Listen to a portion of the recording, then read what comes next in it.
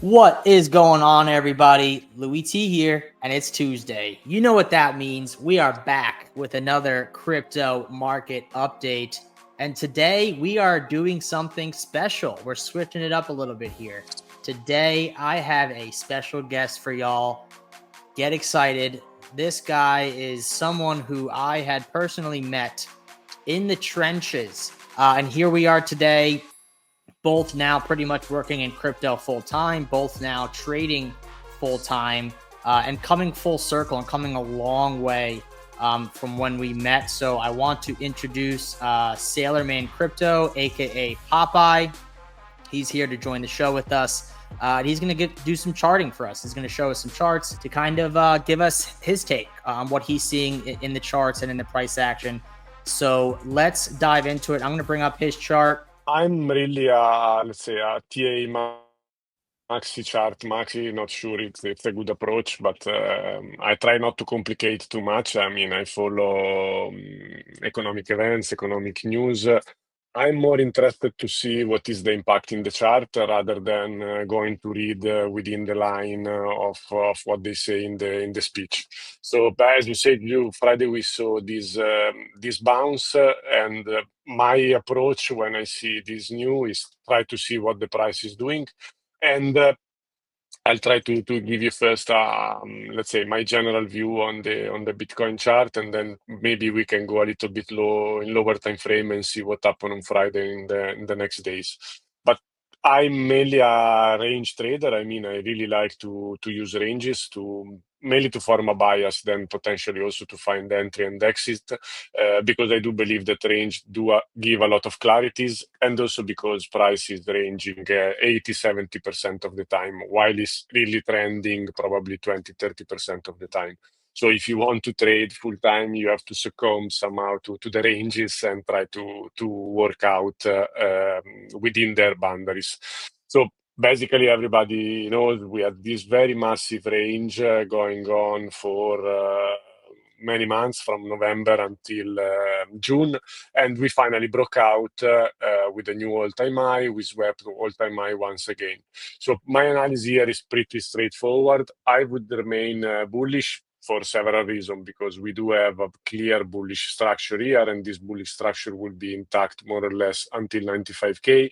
So the structure on high time frame give me a bullish bias. The second reason, going back to the range, is that as long as we don't deviate back inside the old range, the big range, I would consider the current price action an acceptance above that former range, and potentially we can get a retest of the flipped range high or resistance, whatever you want to call, to continue the uptrend that we clearly see in the chart. I mean, still the price is pointing to the top right corner.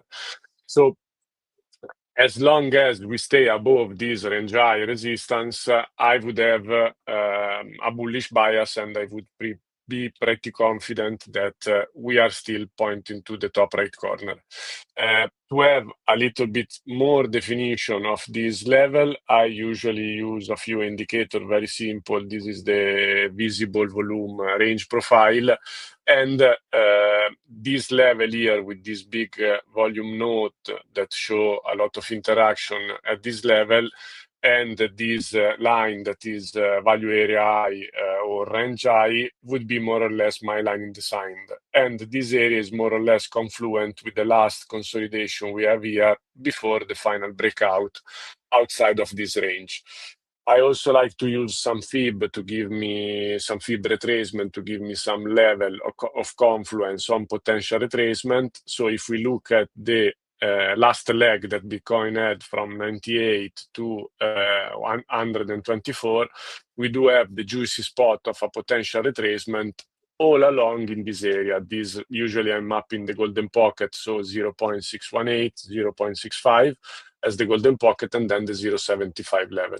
So I do see this level here, this confluence of level here. So as I say, this consolidation we had before the breakout, the former resistance level that now potentially should become support if you are really bullish, the strong volume node here, along with the fib level that I was mentioning, and what I get is a, let's say, strong confluence of level. So not a guarantee that will hold, nothing is certain in trading, but this level here within 1.8 and 1.5, I think is the line in the sand to be defended for bulls. Should not this level be defended, my concern would be that this recent price action that we have here in top of this range could somehow become similar to this price action we have here in the bottom. Let me remove this. So what I would like not to see, or what I don't want to see, is the price to start come below and find the acceptance back inside this famous range we had for from November last year until July, because I don't want to see something similar of what we have here. So a big deviation, a big manipulation, whatever you want to call it, that push the price on the other direction. So if this price action here end up on doing something similar to what we have seen here, then my expectation as a range trader, let's say not as a person, would be if we deviate back inside this range and find acceptance back below, I have to aim at mid-range and range low, because we are back inside this range. So this big line in the sand here at 108, 105, it will be a good level for me to bid. And for the reason I was explaining before, still expecting the uptrend to hold, give us a retest and go up, still expect the former resistance to become support. So I'm not that kind of trader that will start to call a deviation before the deviation happen. I just keep it in the back of my mind as a potential scenario. But I have more reason, let's say, to try to bid for a long rather than to look for a short, at least in these levels. Going back to the price action we had the other day, and just mainly to explain how I see this event and what implication they might have on the market. So if we go back and we see the volume profile that I was showing before,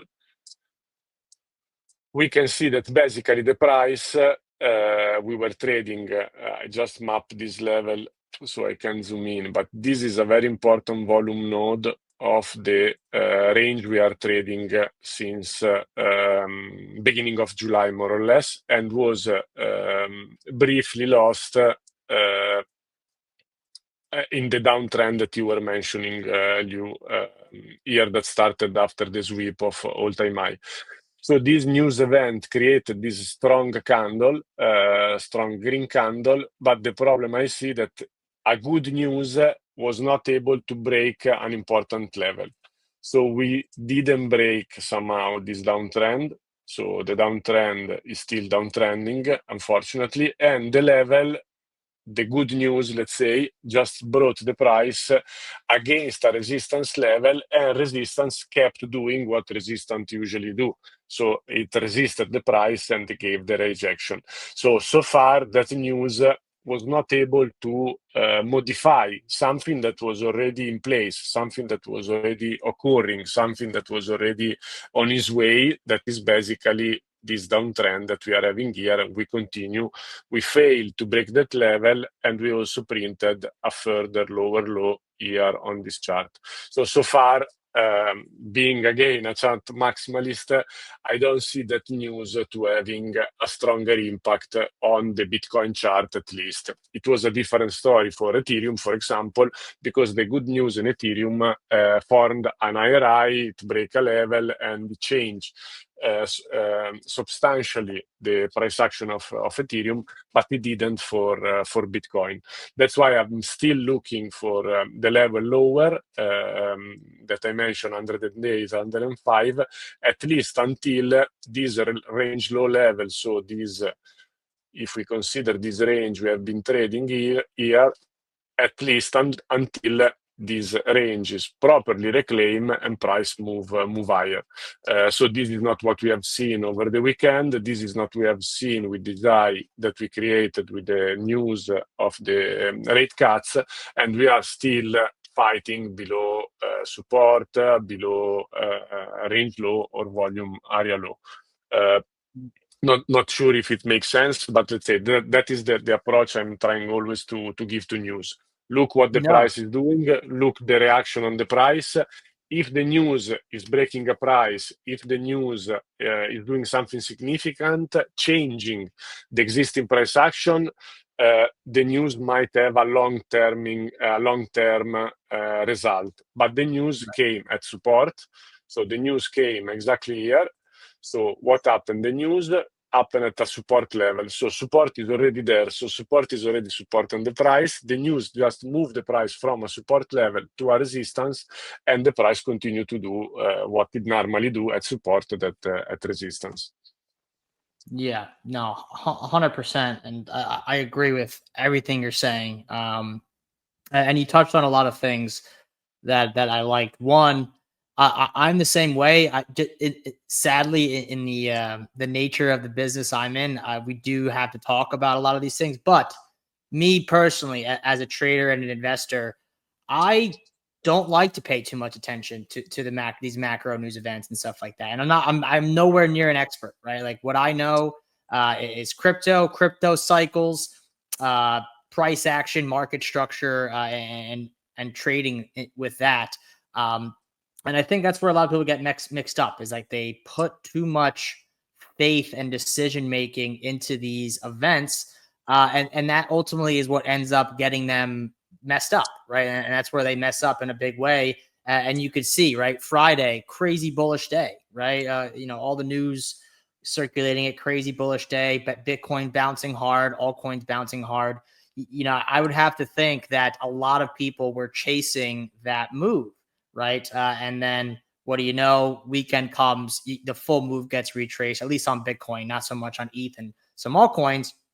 But that's a big spot where people get messed up, is they pay too much attention to the news rather than the price action itself, and that creates a lot of problems for new entrants to the market. Another thing you talked about too is if you want to pull up that 12-hour chart again, is the high time frame thinking, right? And one thing you said that made a lot of sense to me, and it's exactly how I look at it. But when you look out on other people's analysis and stuff like that, you said one thing. You said this could be a potential massive deviation of the range high, but because we're in a high time frame trend, and because we have not lost our range high structure yet, you're still looking for longs, right? And that's like how I like to look at it as well. I feel like a lot of people out there, they see a potential scenario in play, and they try to call top or market top well before anything transpires. And that's another way, these traders kind of get caught up and mess themselves up and mess up their portfolios. And I would agree. At the end of the day, even if you zoom out further, high time frame Bitcoin, high time frame daily uptrend, right? Breaking above range highs. Sure, we're seeing some slowdown, right? We're seeing some ranging, but this is an uptrend, right? So the old saying is the trend is your friend, right? There's no reason you should be trying to fight this high time frame uptrend. Sure, you get pauses, you get pullbacks, you get consolidations along the way, but at the end of the day, high time frame trend is up. You're coming into that key area, which I also really like, that 105, 108. I personally would rather if we didn't go there, right? But that's also my bullish bias. I'm only human. I have biases as well, right? I would like to kind of see this like 110 hold. But in the back, like he said, like in the back of his mind, he knows it's a scenario. And as a trader, understanding those worst case scenarios of where price can come is important, because when it comes there, you're prepared, right? You're not like freaking out and then panicking and using your emotions to make those decisions. So understanding there's a situation or potential situation, but also understanding the high time frame trend, what levels to look for to bid. You kind of have to put it all together. So I totally agree with your analysis. I think we're trading above this massive high time frame range. Technically, we never came back and flipped it into support, right? TA 101, you break a price structure. A lot of the times you get that bullish throwback, flip it into support before, continuing that trend higher. It's looking like we may get that, right? In my eyes, if you lose like 110, 111, that's more likely. So I think today, seeing how we close is very important. And also, and keep doing what you're doing. We'll talk about this, and then when you're done, I want to go back to the lower time frame and talk about you mentioned price coming lower into that area. Also, what would kind of invalidate that and would make you think that this is just a little sweep of Friday's news related manipulation, and where you would look to get long again if and when a certain level is reclaimed. Yeah, I mean, for the last question, once again, I like ranges. So to have confidence here, I'd like to see a few things. Some sort of divergency that is more or less happening, even if RSI was reset because we traded above the 50 level. So this divergency should somehow manifest once again, and then to find some sort of acceptance back above range low. So I'm using several ways to define a range, but I think this is the most objective, let's say. You can do with the visible, or you can do with the fixed volume, but really trying to be objective as much as possible. More or less, we started to range here. The range was lost. Let's be flexible. Let's take it all. So a very generous way to calculate this range is here. So we are here somewhere trying to reclaim this range low.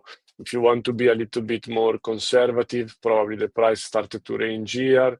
This range was probably lost the first time around here. So in this case, it's a little bit higher. But if we manage to reclaim this range low and give some sort of bullish market structure break, so we know that our range low is somewhere here.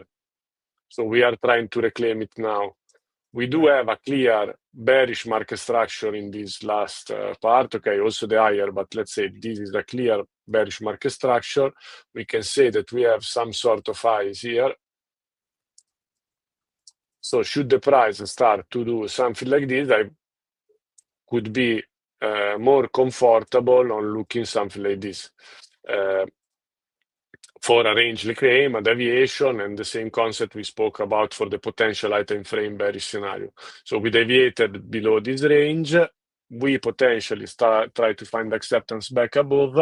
The further sign would be at the beginning of a market structure break. So similarly to what we have here, it doesn't work all the time, because here we did have this market structure break. It was a fluke and we moved down. But once again, one day this downtrend will break. This is an higher time frame, probably 4 hour or something like this. A 4 hour break will start with a 1 hour break. So why we can try to wait here? Because then our invalidation will be more clear. So we have a low time frame structure to start to form an educated guessing, because this is what we have to try. It's not, we always work in uncertainty, and we never work on something that is sure 100%. But if we create some sort of high here, we can look for an entry here using Fibonacci, using whatever style we use. So let's say that the highs form somewhere here. We might have some demand, some level of confluence, and then we would have a clear invalidation that would be the structure. So the last low here, if this is really a market structure break and the 1 hour trend, 1 hour structure flip bullish, we know that we should not go below this level. So that would be a clear low time frame market structure, and then we have the range that will give us the rest. So potential target mid range or point of control, the range high, and then potentially price discovery if the range finally break.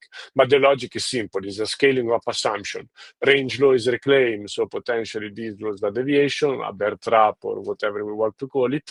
We do have a acceptance back in the range. We wait for a market structure break, and we try to play a reversal on the 1 hour, and then in the 4 hour, and whatever the market will do next, we don't know, but we will monitor and we will see what happened. I just, since you were speaking about the standard flipper retest, I think Bitcoin history was very cruel to people that was using too much IQ on the chart, no? Because look how beautiful it was. I mean, we flipped this level. Now in insight is simple, so I might sound smart, but resistance, resistance, resistance flip, consolidation came out, almost retested. Again, resistance, resistance, resistance, consolidation, small downtrend, broken. So why I should not expect, because I'm not expecting anything in the market, but why I should turn bearish before this level is broken. This sort of flipped level worked. They worked for the past 2 years. So until it's not broken down, I do believe that probability are in my favor to look for another play of this kind. What we had here, what we had here. It will not work forever. This uptrend one day will be broken, but so far, Right. respecting this trend has given trader more money than fading it. So we do it. At one day will eventually break. One day we will eventually be wrong. One day we will eventually lose money. But statistically, it has been proven by this clear chart that is pointing to the top right corner that was smarter or more profitable to respect the trend until it lasts. One day it will break, as it happened all the time, as it happened back here, the trend will finally break and level will not work anymore. We will adapt, and should we deviate back inside here, our bias will flip bearish and we will have 2 years of bear market to short. So just adapt, just to be fluid, just have some logic behind our decision and try to put the odds in our favor, at least to have a favorable, educated guessing for our trading. And just a few sentences about the news and the economic, no, that we mentioned a few times. As you said, I don't believe that news event and macroeconomics are not important for what happened in the chart. It's just that I'm not able to put them in a systematic trading system and strategy. So I know that I have spent thousands of hours to try to improve and learn the craft of reading a chart. And I know that I can use what I've learned in a systematic approach and use strategy that give me, or has given me so far, an edge over the market. So means that they work more time that they don't work, but still it happened that they don't work.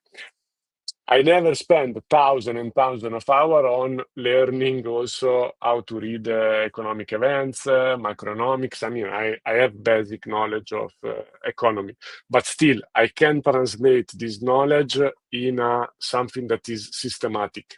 So I think people have to choose. Either you commit thousands of hours to learn something and then to use it, but do not use economic event, economic analysis, especially if they are provided by some anon on CT, on Twitter, to make your own strategy. You have to own your financial decision.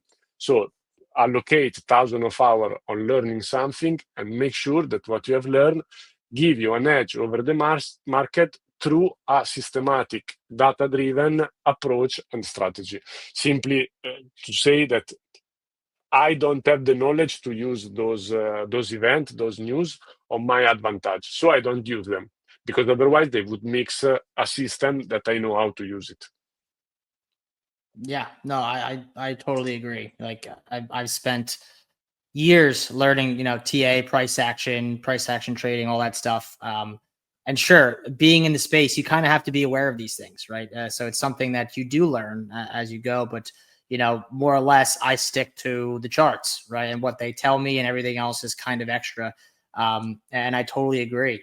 But yeah, so I love your approach. Right? So you're looking for the potential scenarios, right? If and then, right? And that's a lot of trading. It's if and then.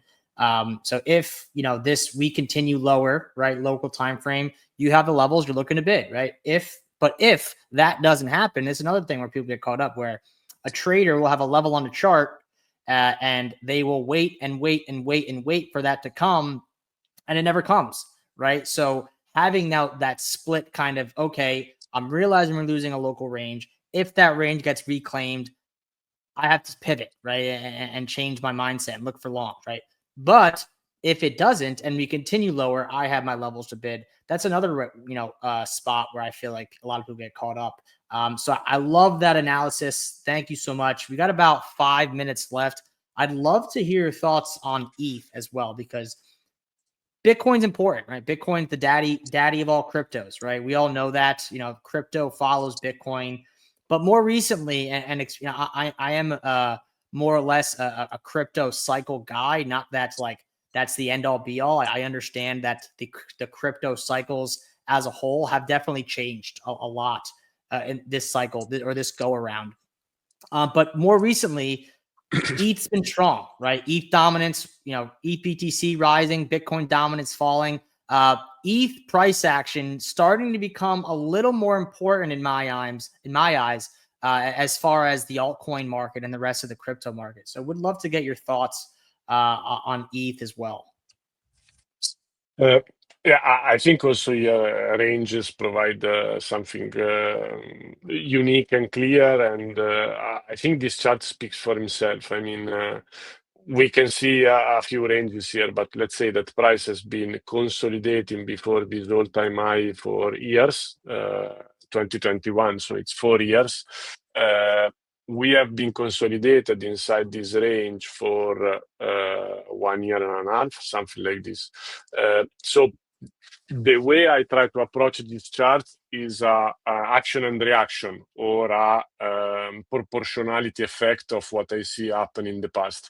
So if I see a range, a consolidation, long more than 1 year and one long more than 4 year broken, so this is already broken, the other not yet, I would expect the result of this breakout to be proportional to the consolidation. So try not to put too much, let's say, concept, but once a consolidation is broken, if it's broken to the upside, I assume it was an accumulation. If it's broken to the downside, I would assume it was a distribution. So far, this is broken to the upside. And it will be broken to the upside, as we say it for Bitcoin, as long as we don't deviate back inside, as we did here. So as long as not breaking back inside, I'll not fade it. I'll not complicate what is clear. So this is broken and we are above. So if this, we assume, was an accumulation, I know that market maker, institution, whales, whatever you want to do, or call them, have accumulating Ethereum for a very long time. So my assumption is that they have not accumulating Ethereum for a such long time just to have these 10, 15 days of price action. You understand? They have not wasted 1.5 years of their life and of their money invested in this, because means that they've bought here probably. They've bought it here. They needed all this time to load very big orders. They needed all this time to manipulate price and to make sure that their very big order were filled. So my proportionality is following this. I'm expecting something that is proportional to this. So it's an extended period, difficult for me now I don't like to make prediction, an extended period of a move, of an uptrend. So after a very long sideways price action, I'm expecting a very long and proportional extension, both in terms of price, so the distance of the price from here, and also in terms of time that the price should spend in an uptrend. Again, I would adapt this logic that I try to give myself only in the moment that these end up being a deviation. So if it end up being a deviation, this was not an accumulation. But as long as we don't deviate back inside, I'm expecting this to go higher. I am already long it, so not really interested too much. But if you have to ask me a level that would be interested, I think I posted a chart When did today on you X. take that long, Popeye? Here. So you long like Thursday or Friday morning. Yeah. I like a lot because as I was explaining before for Bitcoin, it was a very similar concept. We did have here an initial market structure break, I think on the 1 hour. So I like this market structure break just here. So this level was a confluence that I had from this range low, let's say. So the range for me was looking something like this. There was here a market structure break on the 1 hour.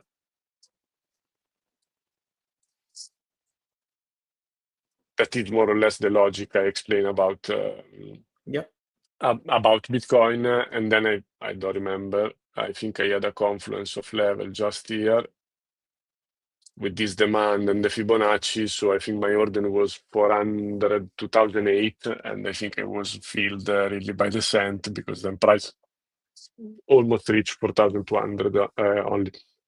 I took most of my profit here because it is a trade. It's not something I'm doing to hold. I'm still holding something, but range high as a range trader for me was the place to take for a profit. Not because I don't believe it is going higher, but because I usually try to take most of my profit at the first trouble area because I like to be in and out from the market. It allows me to sleep better at night and not to babysit position for a long time. But Especially this when you're again, trading leverage.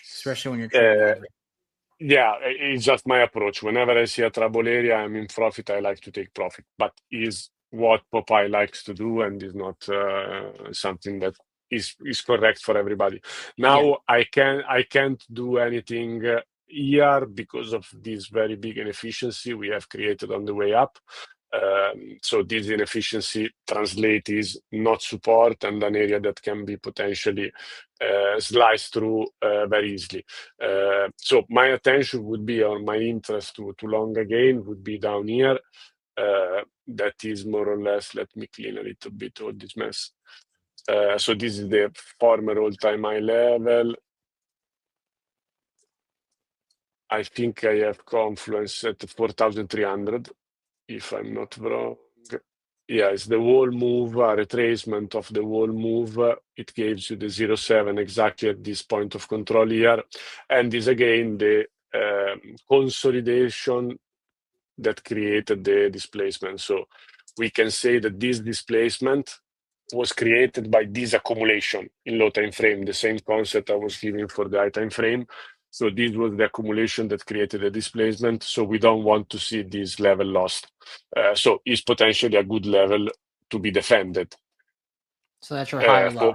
You want to see a higher low, and if you aren't long, that would probably be your next best entry to try to take. Yeah, the continuation of this. Then again, I would adapt if this level is lost. There are some trouble. I can see some trouble here, at least in low time frame, because we are sweeping this all-time high a few times. I think there is some sort of divergence if we go on high time frame. There is this that I like to use RSI for momentum and for high time frame. So I can't neglect that there is this stuff going on here. But it's high time frame, so it takes time to manifest. But I think here this is a little bit not great what is happening here. Or if you want to be more precise, is this one.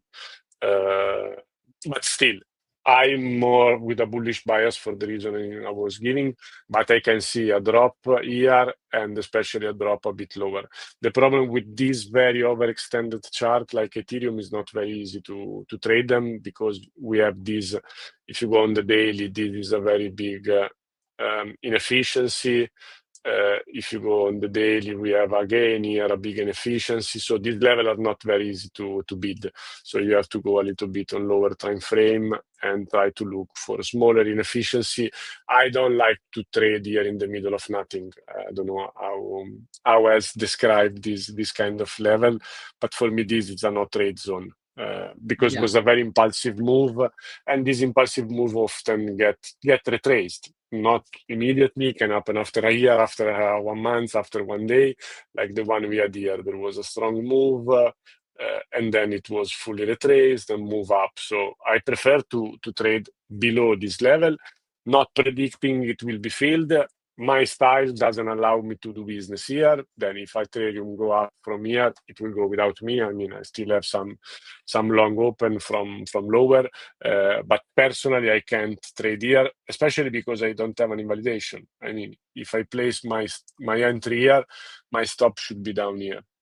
So it becomes a very unfavorable trade, and not for me. I mean, it can be for somebody else. Maybe somebody can go in very low time frame and look for sort of structure here and find a reason to justify your entry. I think trading is, again, an educated guessing, and something that you have to be able to justify, first of all, to yourself, to your journal, and to your portfolio. So here I can justify it simply like that. Then people probably using other style can justify it. Maybe they have a moving average moving there, and it makes sense for them to trade the 1 hour moving average, and they are profitable and doing it. Nothing against it, but for me, I like more, whenever I see this kind of impulse, to bid on the origin on the impulse. I think LTC have something interesting on this regard. That is more or less what is happening here. Was one of the chart that if you have 2 minutes, just to give you a quick example. LTC has ton of liquidity here. So, to have a trade, you need to have an entry, an invalidation, and a target. So first of all, LTC has a lot of liquidity here that I can start to assume it will be taken sooner or later. The bias, the structure is clearly bullish because it's moving higher. And I like this level down here as the origin of the latest impulse as a potential entry. There is confluence, again, always same style with the Fibonacci level and a clear bullish market structure. That is what we are having here. So this level gives a logical trade, and as all the trade can work and cannot work, because the invalidation is clearly structure here. So if the structure should not go down, the entry here is again the origin of the impulse, this last consolidation we had before breaking out, Fibonacci level or simply market structure, and then we have a clear level of pool of liquidity up here to aim as a possible target. Might work, might not work. I think if I'm stopped from this trade, I would not complain. I mean, it's a trade that might work, might not work. There is a level of interest. You can see that LTC is not an outperformer, but is moving nicely. It's flipping level and holding above them. So as you can see, it flipped this level, resistance, retested, moved. It did the same down here, I think, when we broke down from this level. So the bias is bullish, and a lower high, higher low is a logical level to try for a bullish continuation. As would be a logical level to try a short somewhere here. Once these are swept, if we do get a rejection back inside, then we can call this a deviation. All the liquidity has been taken. If we get a market structure break, a bearish market structure break, then we can assume that we will visit again the other part of the range. So I like this chart. It's not an outperformer, but I think it gave me clarity. So can't trade everything. You have to trade what gave you clarity and the levels that make you comfortable to do some educated guessing.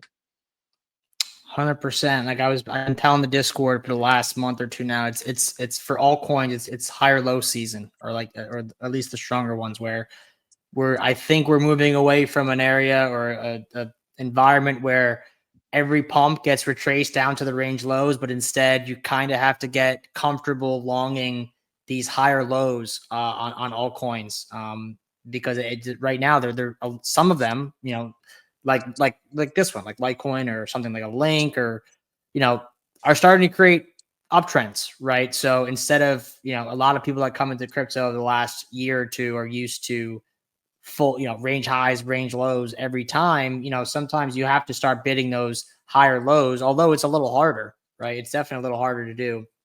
But I think it's, we're entering that kind of seasonality. We're looking for that higher low, longing up into those big levels. And then, taking longs, but also understanding that those longs probably are going to go so long. And then once you take those longs, you're looking for potential shorts if you get that big deviation. So, all great stuff, bro. I really enjoyed this. Lots and lots of alpha. Love to have you on again. If for the last bit, again, like I mentioned earlier in the show, guys, his X page will be in the description below. Check him out, give him a follow, and whatever he has to offer. If you have any quick plug you want to put in there, Popeye, you can, and just you just shill whatever your kind of any services you offer, and then we'll make sure our guys get over there and support you however they can. Yeah, all I do is free. All my platform, my page are free. So just to shield, let's say, my YouTube page, especially because I have a series of videos where I explain all my strategy. I think I publish more than 20 videos. They are pretty short, 20 minutes, where I explain how I use ranges, how I use my indicator, how I form a bias, and so on.